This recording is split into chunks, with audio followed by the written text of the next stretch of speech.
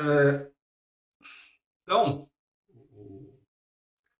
eu posso também utilizar aí o nosso diodinho, né, para fazer acionamento em circuitos digitais, né? Então, eles estão presentes aí, mais ou menos evitando, fazendo como se fosse uma válvula, né, de retenção aí, né? Então, a figura aí abaixo ele mostra aí como é que ocorre, né, esse sistema. Então, o que eu tenho aqui, por exemplo, ó, o A e o B, eles são portas digitais, né? Então, são portas digitais.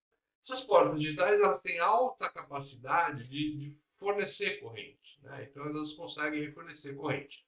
Eventualmente, dependendo do tipo de porta, né, ela pode ter uma alta capacidade de receber a corrente. A corrente pode entrar com facilidade nela. Isso tudo depende do quê? Do tipo de porta, do tipo de como é que você fez a porta, tá? Mas as portas lógicas são circuitos, né, utilizados amplamente em circuitos digitais, né? Que são circuitos com microprocessadores, microcontroladores, circuitos, né? Seu celular aí é um circuito aí que está cheio desses, né, desses digitaizinhos aí.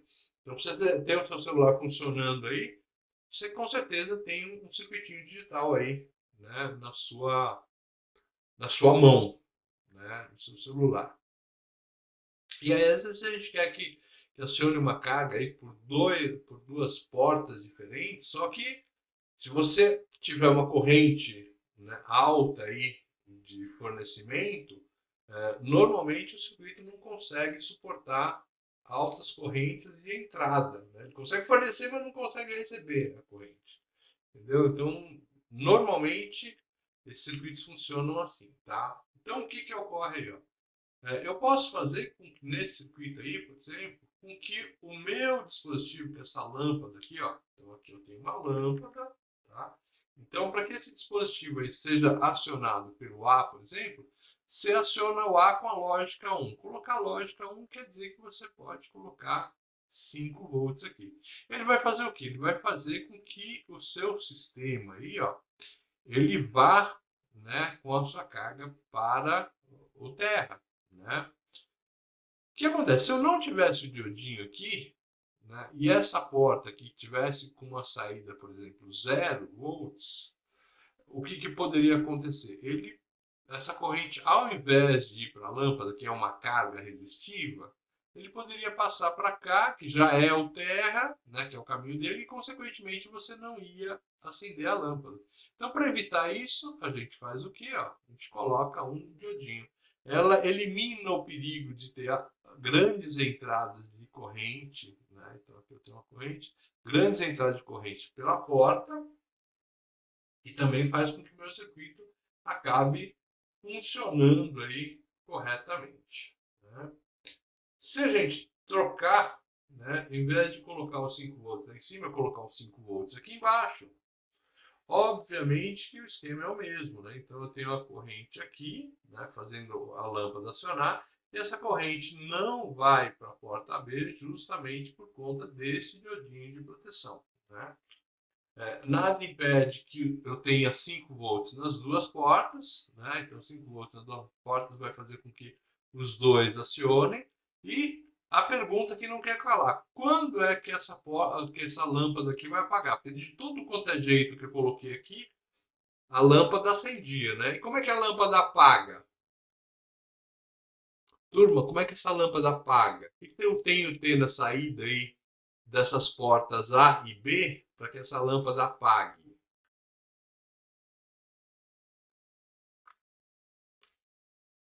Porque a graça da coisa não é só deixar ela acesa, né? Ela tem que apagar também, né? Como é que ela apaga isso? Os três exemplos que eu dei aí, sempre a lâmpada está acesa, sempre eu tenho acionamento de lâmpada. Ora acionou por A, ora acionou por B, ora acionou por ambos. E agora eu não quero acionar a lâmpada. O que eu faço, hein, turma?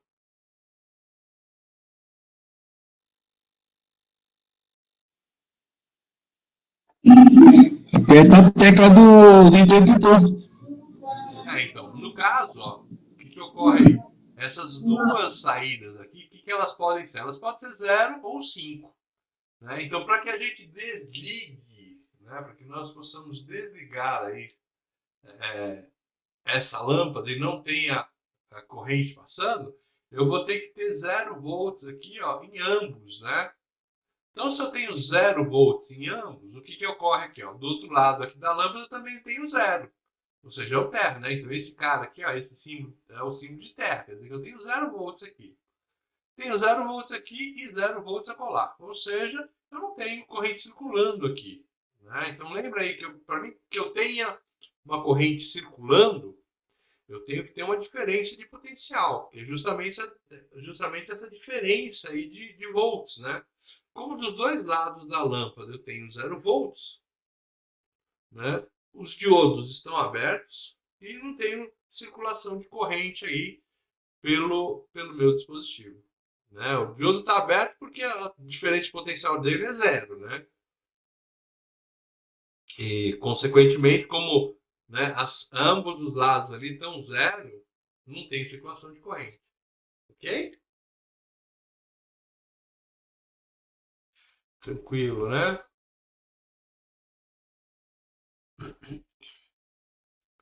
Ah, essas aqui são especificações de diodos, ó, que a gente tem alguns diodos que a gente pegou aqui no que a gente chama de handbook. Handbook é livro de mão, né, manual, né? Ou em sites da internet. Hoje a gente tá, né, a gente busca aí site da internet. Então a gente tem vários diodos aí. Normalmente eles têm essa característica de uso aqui. Ó. O uso geral é uso em qualquer lugar aí, normalmente para fazer um desvio de sinal, né? Coisa pouquinho, ó. Eles têm uma tensão de breakdown normalmente pequena e a corrente direta média neles também é uma corrente média, né? Então, de modo assim bem para uso em pequenos circuitos, né?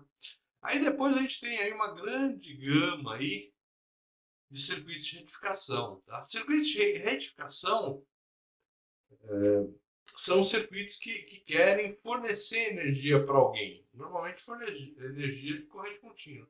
Então, uma das coisas que a gente vê é que a corrente direta no diodo, normalmente ela é alta, ó, de 1000 para cima. Né? 1000 é 1 ampere, então de 1 ampere é 7 amperes. Então, eu tenho um exemplo aqui, ó, tem 7 amperes.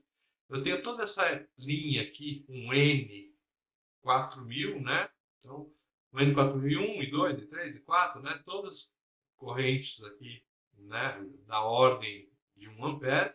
E o que ela faz? A diferença é justamente na tensão reversa dele. Né? Então, um N4007 consegue até 1000 volts reverso nele, o 4004, 400 volts reverso nele e assim por diante. Né? Então, ele vai ter uma gama aqui. E o cara mais interessante que é a nível de corrente é o BY249, né? E ele atinge aí, né, uma tensão VBR de 300 volts somente, mas ele suporta aí até 7 amperes, né? Então a gente pode utilizar isso aí, né, ao nosso favor aí, né, para fazer as nossas fontezinhas. Aqui tem alguns sites aqui onde a gente pesquisou, tá? Então tem essa linha 1N, sempre que você colocar e achar aí 1N, esse cara com certeza é diodo. Se você achar alguém que é 2N, né, 2N, ele certamente é um transistor, tá? Então, 1N, diodo, porque ele só tem uma junção. Né? Esse 1N aqui quer dizer que ele tem uma junção.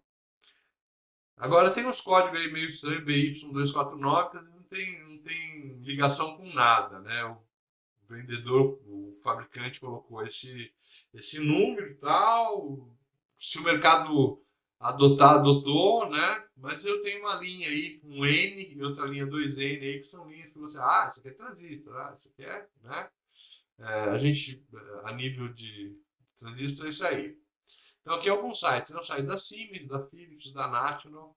Espero que eles ainda estejam funcionando. Eu preciso dar uma conferida, viu, nesses caras aí. Mas eu acho que é a mesma coisa, porque por que você vai mudar um site, né, padrão aí como esses aí?